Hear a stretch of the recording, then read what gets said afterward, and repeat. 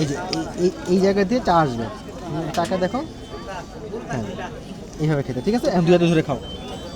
হ্যাঁ, এটা যে মুখ, হ্যাঁ ঠিক এইভাবে, হ্যাঁ অল্প অল্প করে খাও।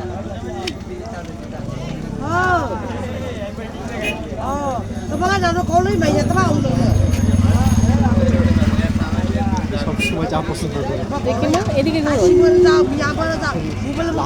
অফিসে গেল না, আমার জন্য চা দিচ্ছে, আমি কাজের জন্য খাইতে পারি না, ঠান্ডা হয়েছে, আইসা দেখিতে জিজের মধ্যে বাইরে দিয়েছে, পুরা চা খাই ফেলছে।